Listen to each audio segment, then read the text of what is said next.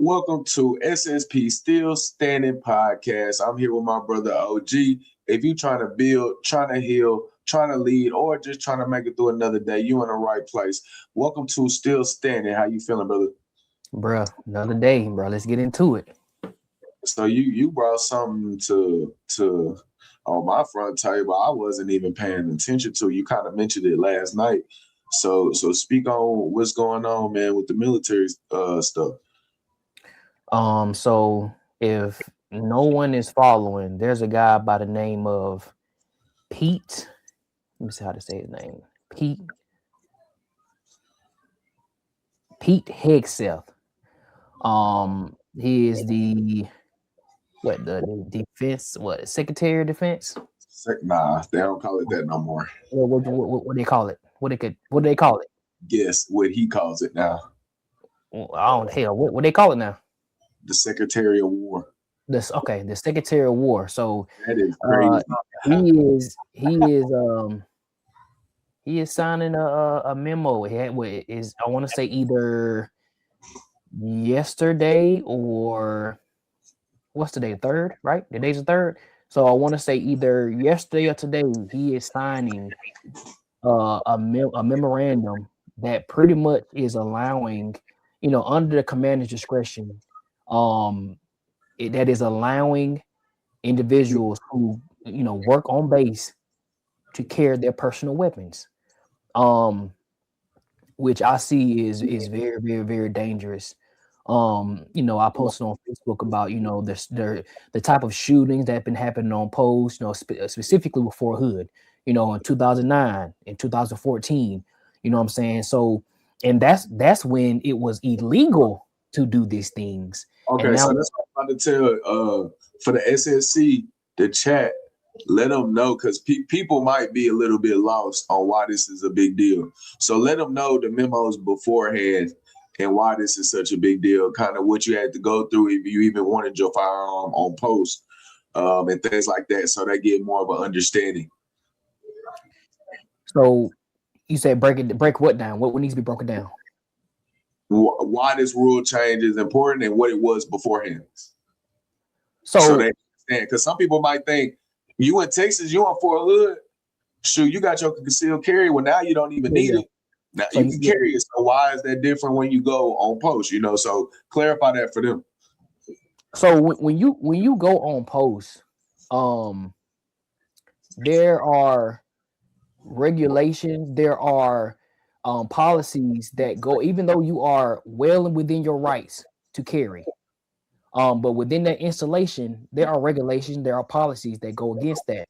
So what he is doing is he is writing a memorandum that is allowing anybody, any motherfucking body, to come on post and carry. Now, in 2009, there was a shooting in Fort Hood. I want to say he was a major. You know what I'm saying? It was during the in processing, and he walked in, a major, started blasting for 10 minutes. He killed about between 20 to 30 soldiers, right? 2014. And by the way, that same soldier, he was either put to death or he was either, in prison and, whatever. But wait, the second one in 14? No. The first one in 2009. The first one in 2009, he had ties with, I want to say I'm not all the way. Let me go back. I want to say he had some ties with some type of extremist type of things he had going on, where he was, playing both sides of the field. He was, an American soldier, but then he was giving intel to his folks back to whatever country he's from. You know what I'm saying? So he was playing both sides. But in 2014, it was just a disagreement. It was a guy who had some mental health issues, and that's what the impeached the dude down, huh? Exactly. Yeah, so he ended up just start shooting up Fort Hood or shooting up places within Fort Hood. So now with this going on, Pete Hegseth, whatever the guy's name is, he is sitting here and it's very, very dangerous, because he is sitting here and he is signing a policy that is going to allow soldiers to walk around under the commander's discretion. And I hope that Congress blocks this. He is allowing soldiers to walk around concealed carry. You can be able to carry on post. Now, there are people who are in the military who are mentally unstable. We ain't even on we because we got a list of things that we got to go off of because we know that this is not a great idea. So we're gonna break that down for them. But let's play the video itself so that people can get more of an understanding of what's going on, man. Great Republic was founded on a simple yet bold idea. Our rights as citizens are not granted to us by government, but instead by God. 250 years ago, the Revolutionary War was fought to secure our God-given rights. The Second Amendment to our Constitution enshrines the right of all citizens to carry weapons to protect themselves, their families, and their fellow countrymen. The War Department's uniformed service members are trained at the highest and unwavering standards. These warfighters, entrusted with the safety of our nation, are no less entitled to exercise their God-given right to keep and bear arms than any other American. Our warfighters defend the right of others to carry. They should be able to carry themselves. Recent events like what happened at Fort Stewart, Holloman Air Force Base, or Pensacola Naval Air Station have made clear that some threats are closer to home than we would like. In these instances, minutes are a lifetime, and our service members have the courage and training to make those precious short minutes count. Before today, it was virtually impossible. Most people probably don't know this. It was virtually impossible for War Department personnel to get permission to carry and store their own personal weapons aligned with the state laws where we operate our installations. I mean, effectively, our bases across the country were gun-free zones. Unless you're training or unless you are a military policeman, you couldn't carry, you couldn't bring your own firearm for your own personal protection onto post. Well, that's no longer. The memo I'm signing. You notice how he never mentioned Fort Hood? I was just about to say that to you. Do you understand how he brought up the Stewart one, but he did not bring up the two biggest ones that came from. And by the way, in 2009, that was considered the deadliest on-post shooting. The deadliest. Not one time did Buddy mention Fort Hood. Not one time. Okay. And this is not only one time. This has happened twice in the same installation. So let's start here. Let's start at the lowest level when it comes to this new memo allowing soldiers to pretty much open carry on post, still at your commander's discretion. But the way me and Real see it, being in the military, every commander has his own mind. Yeah, he's gonna sign off on what he believes in. That's his truth. He drives the wheel. So he's gonna, if he agree with it, he gonna go with it. If he don't, he's not. Yep. But let's start at the lowest level, at the lower enlisted. Mm-hmm. Let's get your feedback. Why would this not be beneficial to the lower enlisted, the guys in the barracks, the E4 and below off post, coming on post? What could possibly happen if they're allowed? You know what's really crazy, bro? Yes, sir. What's up, man? You know, there are policies within the barracks that in certain barracks, you're not even allowed to have a toaster. They don't trust them boys with a toaster. They don't trust these boys with a toaster in their room. But y'all gonna sign off on some. Come on, bro. Nah, come on, lay it out for them. What could happen? What could happen? Let's just start in the barracks alone. Let's just start in the barracks. Let's get into it. So you have a soldier, right? You know what I'm saying? Under the radar. You know what I'm saying? Mentally unstable. Just haven't done anything quite iffy yet, right? All the way, yeah. He got 1 foot in, 1 foot out. 1 foot in, 1 foot out. You know what I'm saying? So he's having a bad day. You know what I'm saying? He just having a bad day. You know, his NCO calls him to the office and they're having a discussion and he ain't like the discussion. But he got that Master 2 on his ass. Pew, pew, pew, pew, pew. He got that slow singing, and fly bringing on his ass. Yeah. Yeah. You know what I'm saying? So, and 9 times out of 10, if you're a private, it's like the level of restraint you have knowing that you got that motherfucker on you. Slim to none. Not saying it's not possible, but it's slim to none when anger and having that motherfucker on you. And let's not start talking about feelings being hurt. That counseling don't go the way you want. It's starting to affect you. Come on you now. feel like your NCO always on your back. Come on now. You already feeling depression. Come on now. And let's not get started on, you know what I'm saying, the whole depression and alcohol and come on now. Oh, that's why we ain't even get we about to go there. We about to go there. Come on now. All right, so boom, that's all the work stuff alone. Yeah. We ain't even talking about soldiers getting into it with one another. Ooh. You know, people they don't rock with, you know, they see them, you know, how that can go. Let's talk about the barracks. Let's talk about the weekends. You know, a lot of because you know I used to live in the barracks. You know what I'm saying? Yeah, me too.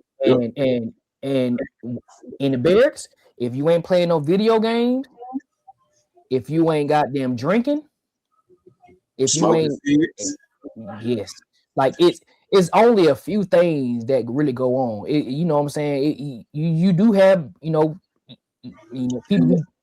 Bears hopping, bunny. We used to call it bunny hopping. You know what I'm saying? That's a little bunny hopper right there. You know what I'm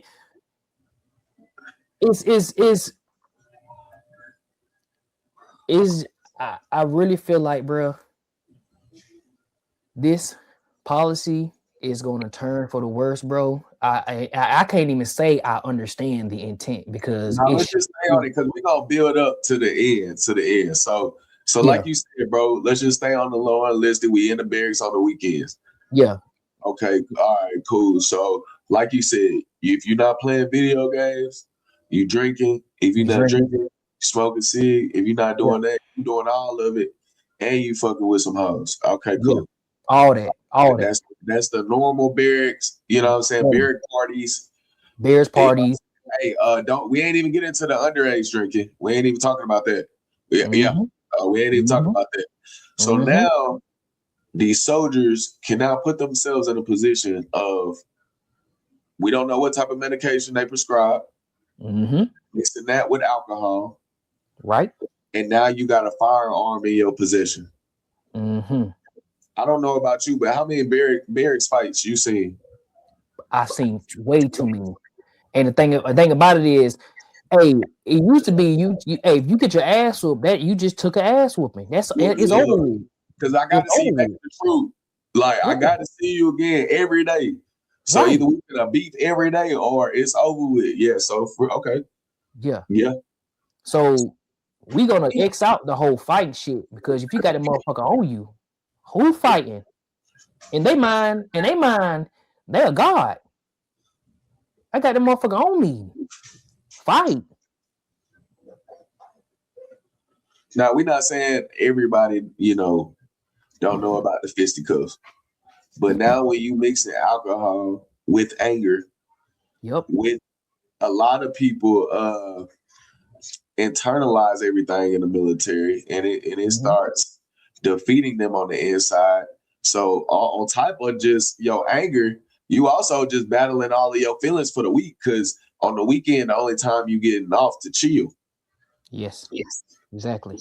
So you could imagine the type of situations that could happen from suicide to aggressive situations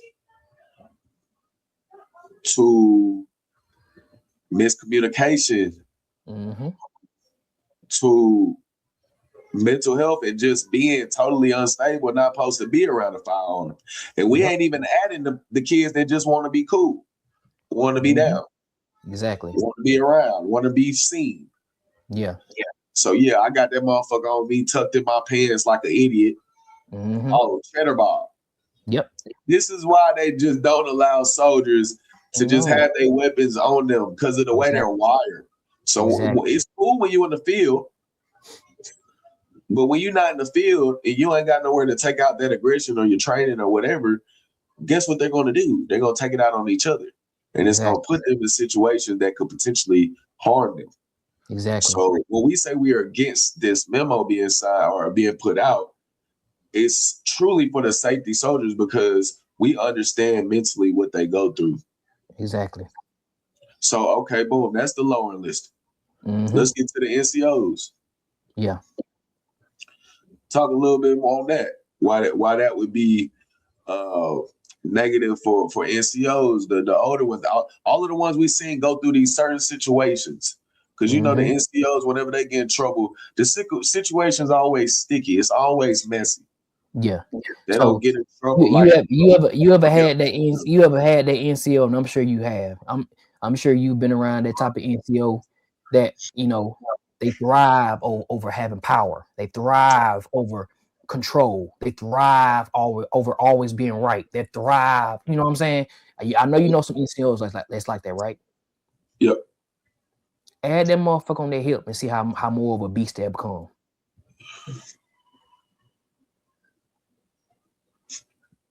Come on now. So SSC chat, which y'all not understanding is a lot of NCOs, non-commissioned officers, the ones that are ahead, really on the front lines with the soldiers leading them.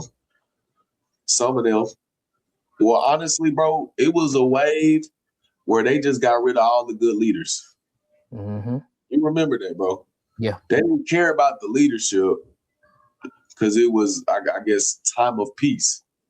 So they wanted the paper pushers. Yeah.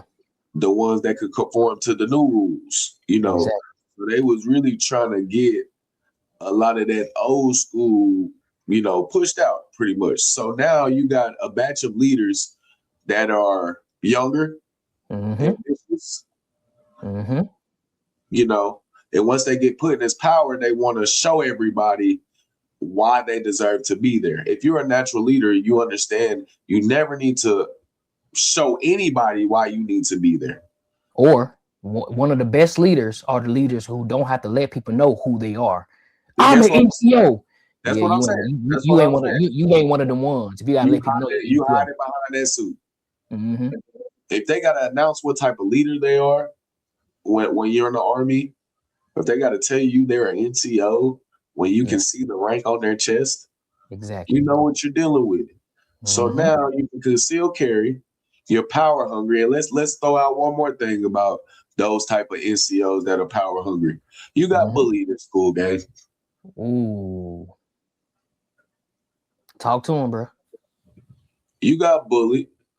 That's your trauma, and now you trauma dumping on the soldier because this is your one opportunity to feel what those other people used to do to you.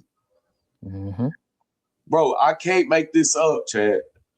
SSC still stand in chat. I'm trying to tell y'all, bro, like we can't make this up. We've seen it.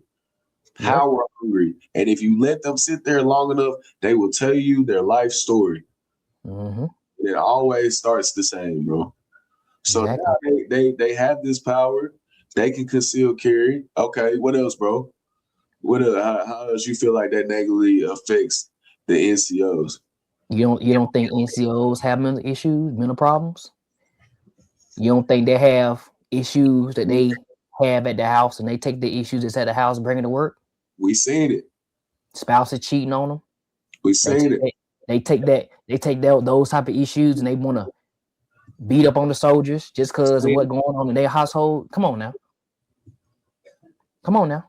You got it. Now add all those issues up. Add all those issues up, and you got that thing on their hip, bro. And it could be something, and it could be something that broke the camel's back. The straw that broke the camel's back. It could be something that's slight little disrespect from a private. It wasn't even nothing big, but that little slight little disrespect set the motherfucker off. Let's not talk about the ones that get in trouble and their ego so hurt, they depressed, and you know, unfortunately, they end up taking their life. Imagine how much quicker it would have been. Oh, they got it on them with all that built up frustration. First sergeant on my ass, platoon sergeant on my ass. I'm always messing up. You know what I'm saying? Like, it just, man, kids getting on my nerves. My wife getting on my nerves. I go to work, they chewing me out. Man, I'm just stressed out. I got piles of paperwork I need to turn in. I got to do this. I got to do that. Man, all right, I'm done with this. Yeah. Come on. We ain't even get on the cool NCOs in the barracks trying to be friends with everybody. Ooh. We ain't even talk about them. You see the weapon out. You see ammo rounds laying on, you know, carelessly on your soldier's dresser. And you bypass it because y'all drink together. Yep. Y'all hang out together. You're not looking for the betterment of the soldier. You care about fitting in. So you overlooking the shit that you need to be the authority over. Yep. Okay, cool. NCOs, we get that. There's 2 levels, right? Officers. What's the downfall for the officers being able to conceal carry?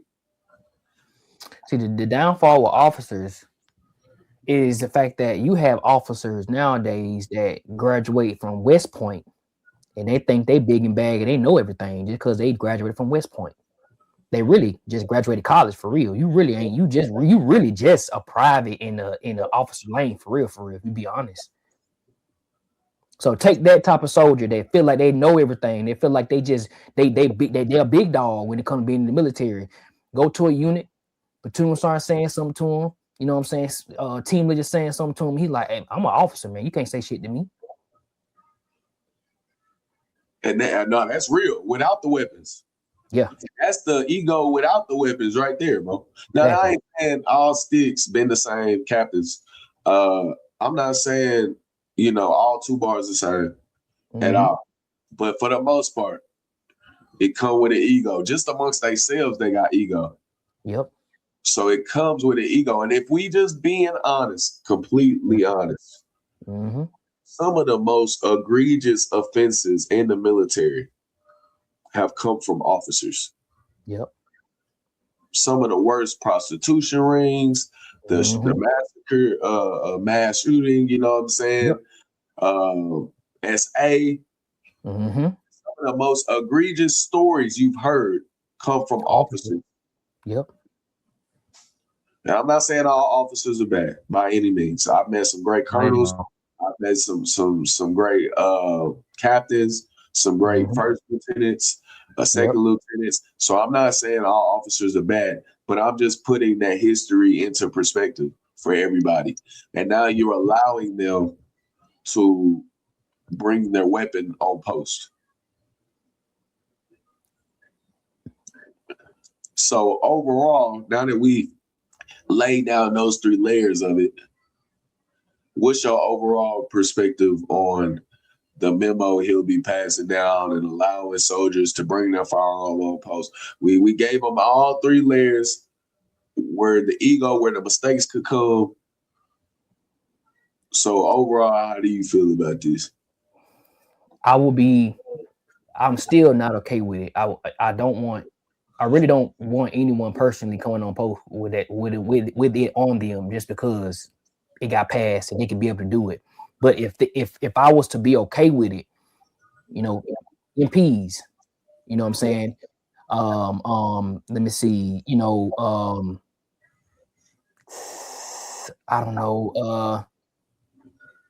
That's really hard. Where I feel like I'm kind of okay with, you know, me MPs, you know what I'm saying, or any type of that's it, bro. I ain't gonna lie to you. Maybe just MPs, but other than that, I really don't see a reason why anybody else outside MPs should even have access to, even have the ability to have their own personal weapons on them. Now I'm gonna go from the flip side of it. I really don't rock with Pete in any of his decision making. I don't feel like as if he's qualified But hell, if he seen a video of me, he might say he not qualified to speak on me. But I'm very qualified because I live in this country. I seen it. I've been part of what you trying to put memos for. We talk about the downside. But if I gotta play on the flip side of it, because we do feel the same. Yeah. If you're gonna do it, like you have to create a system. So say. If you do bring your weapons to formation, or you're bringing it to troop, you got to be early.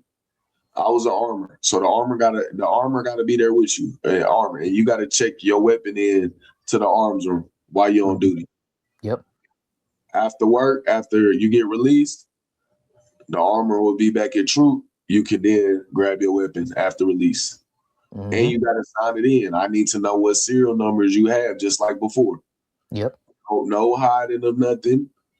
So boom, sign it in, sign it out. After that, have at it. Does that solve the problem? No. But it does mitigate a bigger issue. Because hell, while you in the thick of it, at the motor pool, at troop, you stressed out at the moment, but when they tell your ass you released, boy, we go home. You know what I'm saying? So it'll mitigate just a little bit, but just laying down everything that we did, I don't feel this is the time.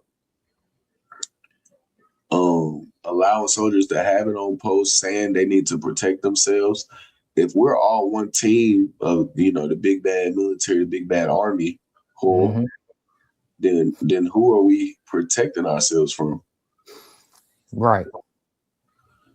What are we supposedly? I ain't gonna say we scared or anything, but like why we feel like we need to overly protect ourselves in the way we need our personal weapons on ourselves? Like why is it coming to the point? Are y'all scared of protest around these bases?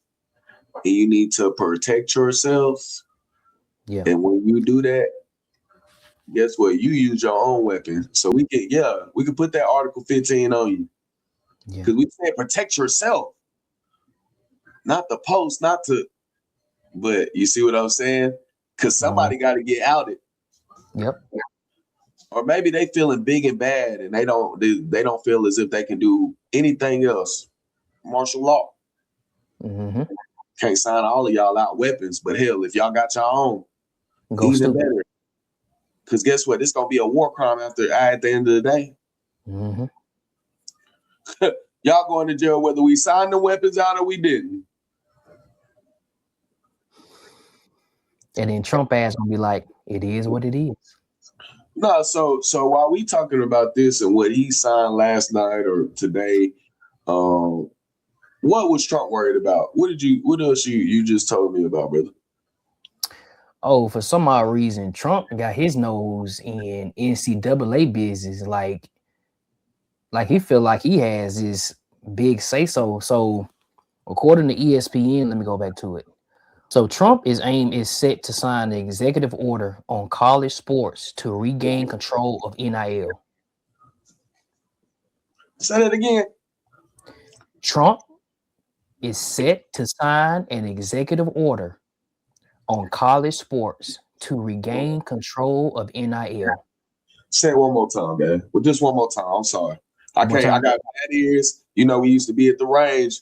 I ain't never used to wear my earplugs. So just don't one worry more about it, brother. I got you. Don't worry about it. Trump is set to sign an executive order on college sports to regain control of NIL. How many years has it been of NIL, bro? I'm sorry, say it again. How many years has it been now of NIL? Of NIL? Yeah. I want to say, wait, like 4? Has it been like 4? Like 4 or 5 years now, right? 4 or 5 years, yeah. I say, if I'm not mistaken, don't these individuals who have all these NIL deals look like me and you? Yes, sir. Yes, sir. You don't think that's kind of weird? Oh yeah, we about to get down with the get down. You don't think it's weird how he's trying to have control over some money, that majority of this money that's getting pushed to these college players are of color?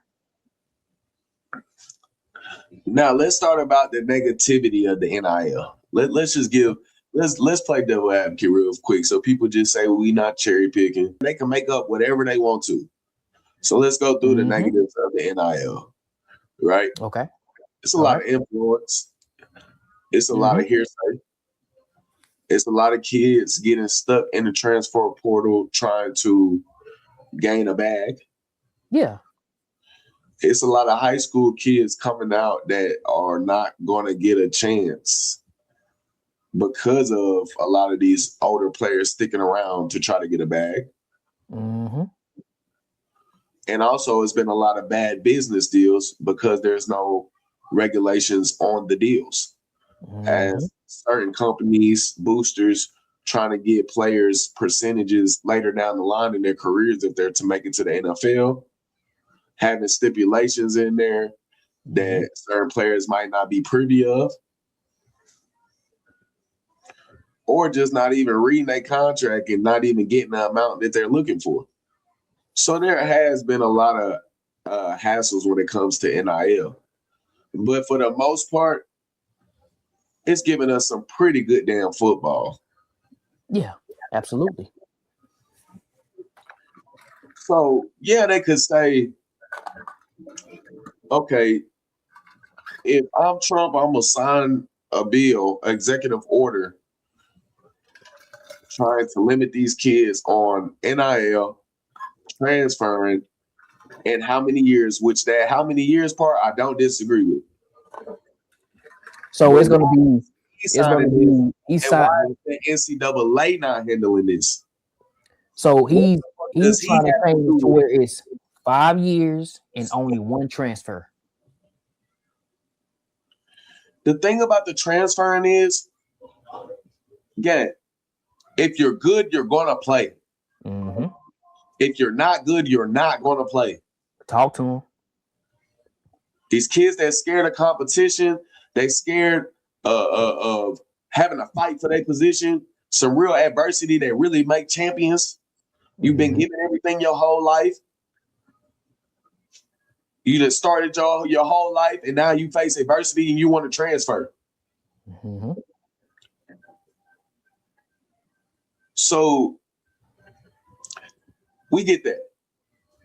If you want to transfer, you want to leave when things get hard, go right ahead. Because if you ain't good over here, you ain't going to be good over there. Talk to him now. So what does a kid transferring 2-3 times have to do with anything if ultimately the coach can go wherever, whenever? Yep. Well, So what did Lane Kiffin do? Oh, my favorite. My favorite. And I hope you never win a national championship, a natty at LSU game. Never, gang. I want LSU. I want them to be complete ass. I ain't gonna lie to you. No, I never pray for no man downfall. I want Ole Miss, unless they play in Georgia. I want Ole Miss to go stupid. I'm saying this now. Unless they play in Georgia, because you know I'm a big Georgia fan. Fuck out of here. I want Ole Miss to go stupid. I want them to go crazy. Had to put it out there. Unless they play in Georgia, fuck out of here. Fuck out of here. So it just saying kind of fishy, man. Because these young kids, they get in the bag. Yeah, you can regulate it. Maybe put a salary cap on it. Put a cap on it. Yeah. Quarterbacks can make this much based off of, and do it by the quarterback, or do it by the NFL pay percentages per position. Make it that easy. We gonna do 25% of what the highest paid quarterback is making right now for a quarterback. Same for the running back. Same for you. Pick a percentage that everybody feel comfortable with, and then let's just keep it moving.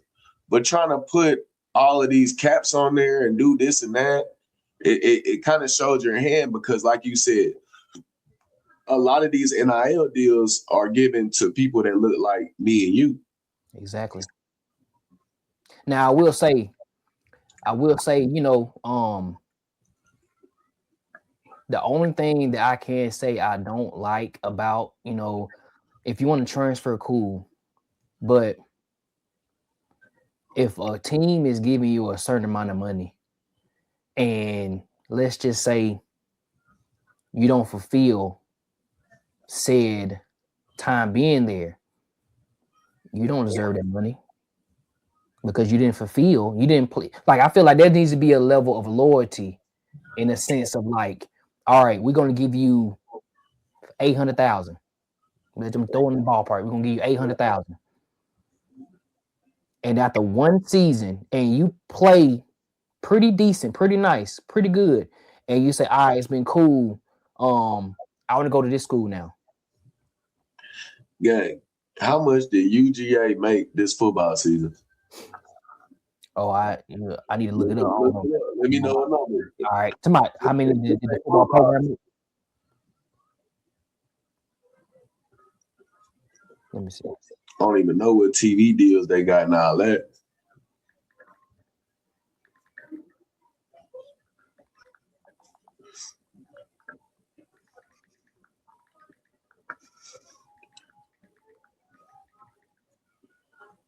How much more? Let's see. Whew. Yeah, let me know. Yeah, I already know. Go ahead. Sheesh. Estimate too. Let me know. All right, so it says roughly they made 150 to 160 million. So what the fuck is losing 800,000 for a year when the colleges have been raking that in for every year? What the? Come on, man. Stop playing with these kids, man. You right. You don't even fucking lose a dime. You lose. All right. So you can't. I ain't gonna lie. I thought I was eating until I seen this money. I ain't gonna lie. Let me shut up. And bro, this ain't even, bro, UGA ain't even the highest grossing. We ain't even got into the Notre Dames and Texas, and we ain't got into none of that, bro. Let me see. I'm see compared to them big name SEC schools are raking in crack eggs, cake, bread and butter, no gunner. Hell, you talking about?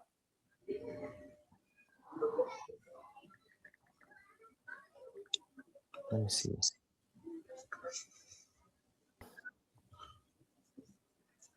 So Notre Dame is bringing in, I mean, they're bringing in like 170 to 190 per year. Because they save a little bit not being in the conference. And they're independent too. So every dime go to them. So what the fuck is it if a quarterback that's fired plays 1 to 2 years on a $2 million deal, bro? What is that school really losing? Pennies, scraps, and little to nothing. You trying to sign the order for the NCAA for these kids getting money. You know why? Because now these kids going to colleges, all these college teams, NIL is popping.